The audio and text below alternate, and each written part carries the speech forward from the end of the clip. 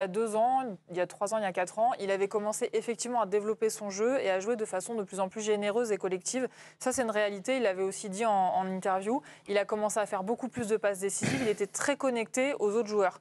Ça fait 2 ans qu'il se déconnecte petit à petit de son équipe en club. Et moi, c'est ce que je constate aussi en équipe de France. Parce que quand tu vois le match de ce soir, il y a 0 connexion avec Thuram, il y a 0 connexion avec Griezmann. Il n'y a aucune passe avec Thuram. On ne sent pas un joueur qui est connecté à son effectif et surtout, on ne sent pas un effectif, et c'est pareil au PSG, on ne sent pas un collectif qui a envie de faire briller son attaquant. On a l'impression qu'ils sont saoulés, ils en ont ras-le-bol. Avant, il faisait beaucoup de passes à Giroud, je trouve. Il y avait vraiment une connexion avec les autres. Non, mais ça a toujours été un joueur individualiste. Non, je ne suis pas d'accord. Ça, c'est une fausse idée sur Mbappé, c'est pas vrai. Au niveau de son football, il a développé. C'est vrai que quand il était au PSG, qu'il y avait Neymar à côté, il lui donnait souvent la balle.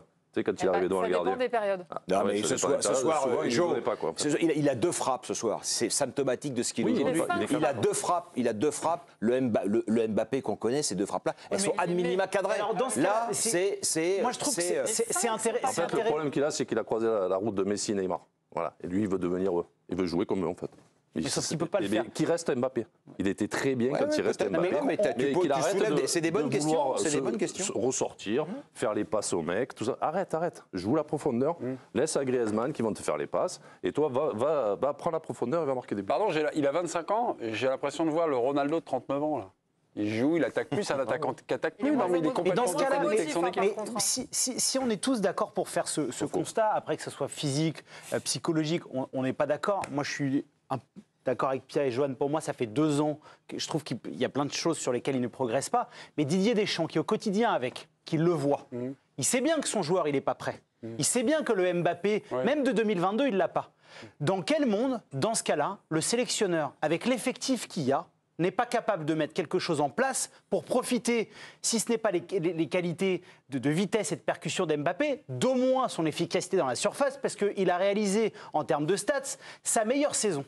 Donc j'aimerais comprendre pourquoi, sous prétexte que Mbappé ne soit pas au top de sa forme physique, on se tape des purges de manière constante depuis le début de l'Euro de la part de l'équipe de France. Sur le cas Mbappé, il y a Sébastien qui voulait nous dire quelque chose. Je pense qu'il n'a pas été apostrophé par quelqu'un dans la rue. Sébastien, vous invitez dans le débat Mbappé. Qu'avez-vous finalement noté peut-être à nous dire, pour qu'on comprenne mieux peut-être cet Euro qui est manqué pour l'instant, Non mais moi déjà, préambule, je ne lui cherche pas d'excuses. Le masque pour moi n'est pas une excuse et il doit faire mieux, il peut faire mieux et il a raté son match aujourd'hui. Après, pour moi, si aujourd'hui c'est lui le pire joueur de l'équipe de France, alors là on a un problème et une discussion et un débat qu'on peut avoir. Ensuite, je pense qu'on néglige totalement la saison qu'il a passée au Paris Saint-Germain. Qu'il ait sa part de responsabilité, que ce soit celle du Paris Saint-Germain, on peut discuter là aussi. Mais la saison du Paris Saint-Germain qu'il a passée, elle est terrible sur le plan psychologique, qu'on le veuille ou non. Qu'on aime le joueur, qu'on aime le personnage, qu'on l'aime pas, etc. Peu importe, encore une fois. Mais même Jo, je pense que si tu avais vécu cette saison-là, sans encore une fois dire qui a raison, qui a tort, mais au placard pendant 1 mois, tu fais pas de préparation. Après, des conflits tout le temps, t'es pas payé, on te fait la misère avec ton club, toi tu réponds, tu as passé la saison dans les conflits. Moi je peux pas imaginer, et d'ailleurs je pensais pas une seconde qu'il arriverait en pleine possession de ses moyens. Donc il est pas en pleine possession de ses moyens, comme d'autres joueurs, je pense pas qu'il soit prêt physiquement, et on voit le résultat. Mais pour moi ce soir, il y a quand même une chose qu'on néglige, c'est que les adversaires, qu'on le veuille ou non, continuent à avoir une attention et à porter une attention très importante à ce joueur, et que c'est aussi aux autres de faire mieux en fait. Ce soir, Antoine Griezmann, je lui souhaite pas de mal, j'adore ce garçon, la manière dont il se comporte, mais il a été affligeant en première période, il est cuit, bouilli, rôti. Et on me dit que le problème c'est Mbappé. Mais non, c'est un des problèmes, il n'est pas assez bon, il mérite même pas la moyenne, ça on est d'accord, mais il y a pire, il y a bien pire. Stéphane, moi je partage tout ce que dit Sébastien. Le problème de l'équipe de France, c'est que l'équipe de France ne peut nous enchanter qu'avec un grand Mbappé. C'est l'histoire des Bleus, il y a toujours eu un enchanteur dans les Bleus. Et un grand Griezmann. Oui, mais L'arc et la flèche. Mais un grand enchant. Donc là, moi je trouve qu'on a une chance assez extraordinaire dans cet Euro, c'est que les adversaires ne jouent pas les matchs contre nous. Je sais pas pourquoi, ils sont tétanisés, ils sont baraboutés, ils ne jouent pas contre nous. Donc on en profite. Mais à un moment donné, l'équipe qui va jouer contre nous, elle va peut-être se rendre compte qu'on n'est pas si fort que ça. Il y a plein d'équipes qui enchantent leurs supporters et qui n'ont pas Mbappé dans leur effectif. Il faut quand même se le rappeler, quoi. Si on n'avait pas Mbappé, on ferait autrement, on mettrait d'autres joueurs et on enchanterait. Mais l'équipe de France, elle est construite autour d'Mbappé depuis 2018. C'est pour répondre à Sébastien, sur 2 points. Le premier, il dit qu'il n'a pas été le plus mauvais. C'est parce qu'on attend de lui ça en fait. Ce qu'on attend, c'est qu'il porte l'équipe. Qu'il soit le meilleur. Messi à l'Argentine, c'est lui qui doit porter l'équipe. Neymar un truc, Ronaldo au Portugal. On n'attend pas qu'il soit pas le plus mauvais. On attend qu'il soit le meilleur de l'équipe et qu'il te porte. Et deuxième point, être au placard. Il était au placard combien de temps? 3 semaines. 3 semaines au placard. Et à cause de ça, le mec, il n'a pas pu faire une saison normale. Non, mais je pense que tu te rends pas compte de la saison qu'a vécu. Moi, je me rends compte parce que moi, je l'ai vécu.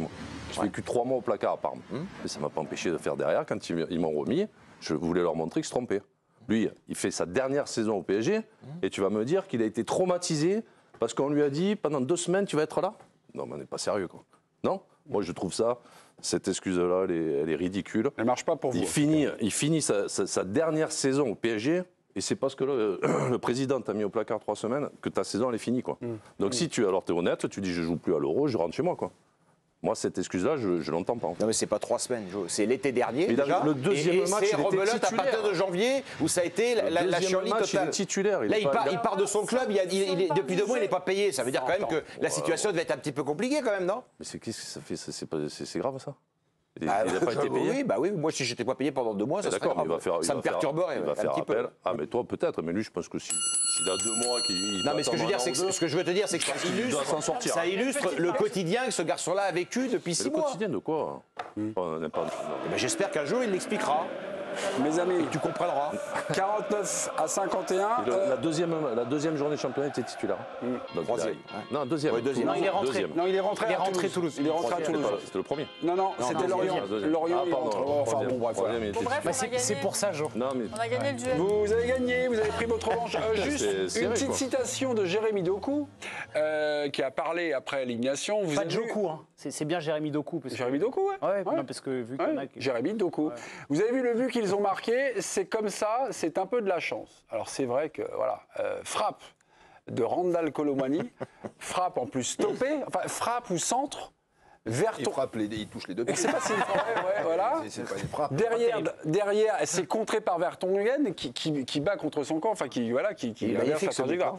La récite de Deschamps là, souvent on a le petit chat là qui fait bien.